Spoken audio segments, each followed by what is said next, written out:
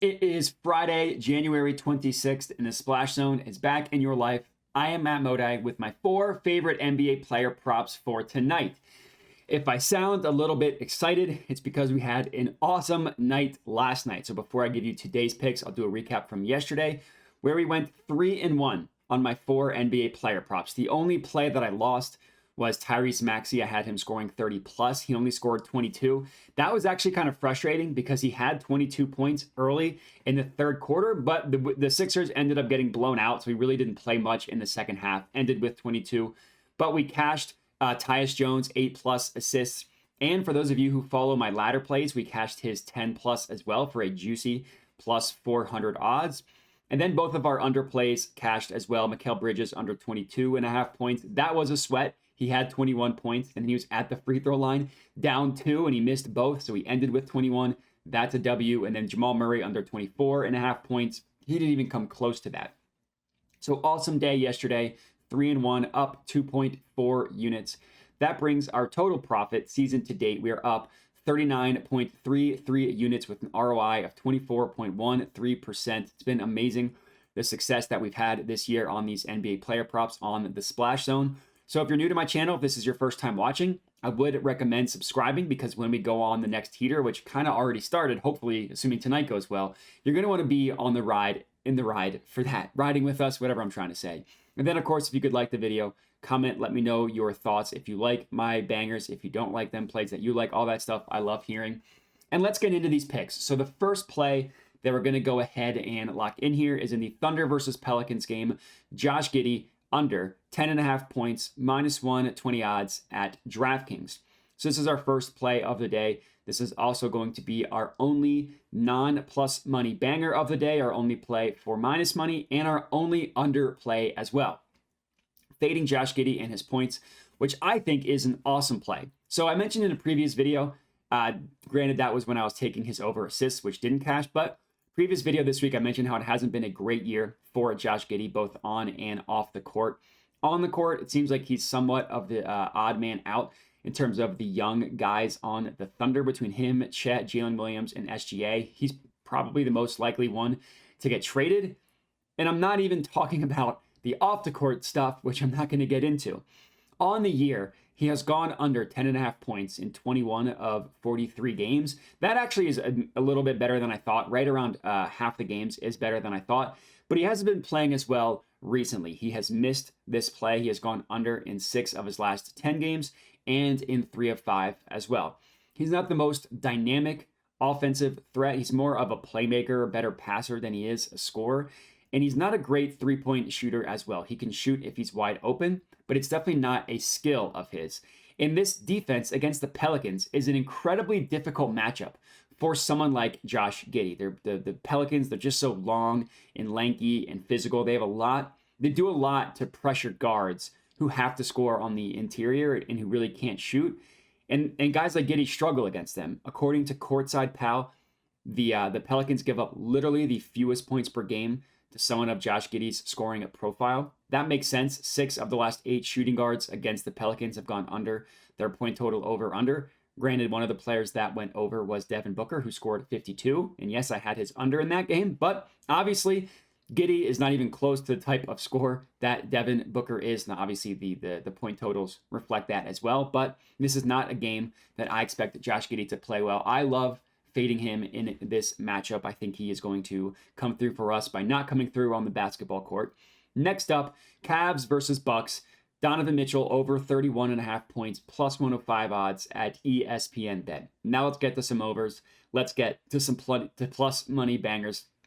And I know those of you that do tune in to my channel consistently, I know I just went with Donovan Mitchell on Wednesday and he burned us. And I also know that this is the second time that I'm doing this week where I'm taking the same player with the same prop who burned us previously. And now we had a brutal beat the first time we did that with DeJounte Murray. Both times he should have cashed, but he didn't either time.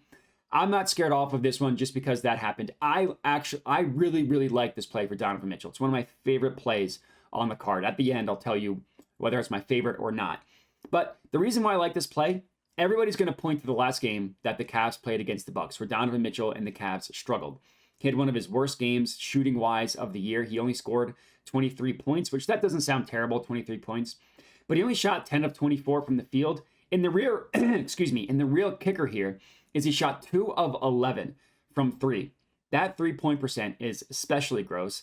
And that honestly makes me like this play even more. If you are new to my channel, you know one of my favorite betting strategies. I call it the flip-flop method. You basically bet the opposite of what previously happened.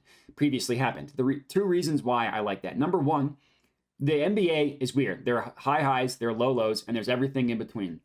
So the second that things start to trend one way is generally when they start to go the other way, because that's how things work. I also like it because in general, people tend to gravitate to whatever has happened recently. So betting the opposite of that, there can be some value had. And like the last game, yeah, he only scored 23 points. Nothing about this matchup against the Bucks scares me. The Bucks have really struggled on the year guarding guards like Spida, who can pull up from 3, who are adept in the pick and roll, who are a 3-level scorers. They really struggle against guards. So yeah, he only scored 23 points last time. The previous 3 times against the Bucks, he had scored 30 plus in all 3. 36, 34, and 31 points in all 3 of those games. He would have cashed this in 2 of them, and he would have hooked us in the 3rd one. And the last time he played the Bucks, he shot 4 of 8 from deep, and he scored 31 points in less than 30 minutes of play. So again, nothing about the matchup makes me think that he should struggle again against the Bucks. As an honorable mention, I do also like his 3-pointers as well. If you were going to take it, you could take 4 plus at plus 106 odds at FanDuel. That is worth a full unit play. And then you can also ladder it up to 5 plus as well, which I think is worth a half unit play. But both are good. Whatever you want to do, just an honorable mention there. On the year, the Bucks have given up the 4th most points per game to point guards in the NBA. We've targeted guards against them all year, and it's generally come through for us. So just because it didn't last time doesn't scare me off. It doesn't make me think that it's not going to happen this time. Love this Donovan Mitchell play. Next up, 3rd pick, Blazers versus Spurs. Victor Wembanyama, 25 plus points, plus 105 odds, also at ESPN Bet. So most plays, I utilize the flip-flop method that I was just talking about. That is not the case tonight. This is not for this Wemby play, I should say. This Wemby play is absolutely not a flip-flop method play at all. He's been on fire recently. So he has scored 25 plus points in half his last 10 games, 5 of his last 10 games. But you have to keep in mind, 3 separate times in this 10-game stretch, he scored exactly 24. Now, that's still an under, but getting him close to the number that we need him to get. And even though he is still playing limited minutes, right, like his minutes haven't increased, he's still hovering around 26 to 28 minutes per game. His per-minute shooting, his per-minute stats are absolutely astounding. So you would think, oh, he's racking up more stats recently because he's been playing more. No, he hasn't been playing more. He's just been playing incredibly when he actually is on the court. He's been on fire, and now he's blessed to go up against a pretty good matchup in the Blazers. They represent a pretty good matchup for him. The Blazers, actually, their defense is better than you would expect, considering they're a young team. I'll give them that. But one area in which they do struggle is big men who can shoot like Victor Wembanyama. According to Courtside Pal, the Blazers give up literally the most points per game to someone of Wemby's scoring profile. Their last game out, Alperen Şengün scored 30 points against the Blazers.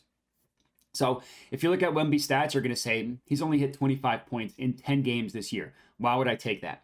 Well, half of those 10 games have been in the past 10 games, meaning 5 times out of 10, he has hit 25 plus points in the past 10 games. So he's been playing well, and now he gets a great matchup against the Blazers. So I love backing Wemby tonight.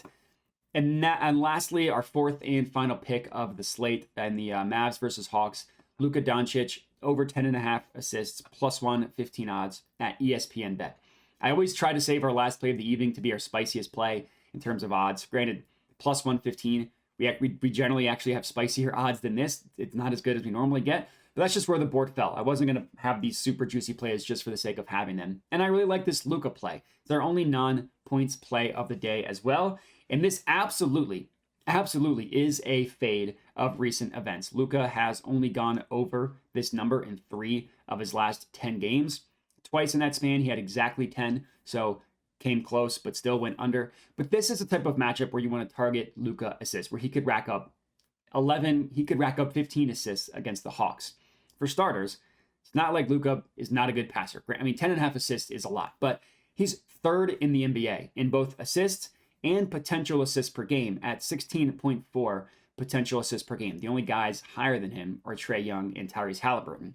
And now, as I mentioned, he gets the benefit of going up against the Hawks, who are a horrible defense, and guys like Luka, who can very, very easily penetrate into the paint, get inside, and then make decisions from there, whether it's lob threats or kicking it out to open shooters. The Hawks can get torched by these types of point guards. In the past month, the Hawks are allowing the third most assists per game to opposing point guards. And according to Courtside Pal, they give up the second most assists to someone of Luka's playmaking style, which makes sense because they basically have no resistance on the perimeter. And guys like Luka can easily get inside. But Capella is a decent rim protector. So you draw in Capella, you have a lob threat, or you kick it out, as I said earlier. Overall, 6 of the last 9, that's very nice. 6 of 9 point guards against the Hawks have gone over their assist over under, including some that just smoked their over, like Steph had 8 on an over under of 4.5. Trey Jones had 12 on an over under of 6.5. So I love Luka. Obviously, he could go off for 40 and not get a ton of assists, but for tonight, I think his assist is the better way to target him as opposed to points. And that's all I got. 4 bangers, 40 guys to lock in. Absolutely love the board. I would say my 2 favorite are probably the first 2, Giddey and Mitchell, but I love all 4. We're going to track all 4, and that's how we got. So if you are riding with me, I would appreciate it if you could just comment, like I said, and let me know. Other than that, remember the good stuff, like, comment, subscribe. Appreciate everybody for watching, and have a good one.